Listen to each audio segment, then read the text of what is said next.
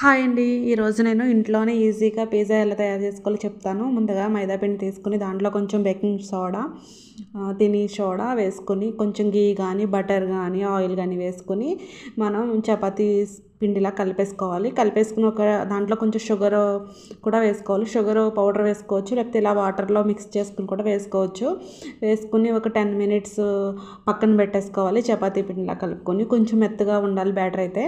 ఇలా కలిపేసుకుని 10 మినిట్స్ పక్కన పెట్టుకున్న తర్వాత ఇంట్లోనే మనం కారం, గరం మసాలాతో ఒక సాల్ట్ వేసుకుని ఒక పేస్ట్ రెడీ చేసుకోవాలి. దీనికి చపాతీలా చేసుకుని మొత్తం అంతా కూడా ఘాట్లు పెట్టుకోవాలి. కొంచెం మందంగా చేసుకోవాలి. అలానే బాగా తాటుగా కూడా కాకుండా మందంగా చేసుకుని మయోనైజ్ అంతా స్ప్రెడ్ చేసుకోవాలి.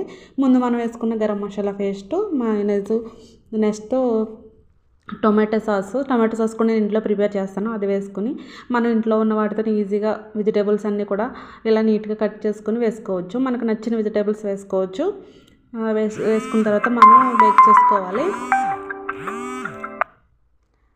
ఇలా ప్రీ హీట్ చేసుకోవాలి. ఇలా 10 మినిట్స్ ప్రీ హీట్ చేసుకున్న తర్వాత మీకు వేడి వేడి పిజ్జా అయితే రెడీ అయిపోతుంది. సేమ్ రెస్టారెంట్ స్టైల్లో అయితేనే వచ్చింది. పిజ్జా అయితే చాలా బాగుంది. ఇంకెందుకు లేట్, మీరు కూడా ఇంట్లో ఉన్న వాటితో ఈజీగా తయారు చేసుకోండి. ఓకేనా ఫ్రెండ్స్? Bye friends.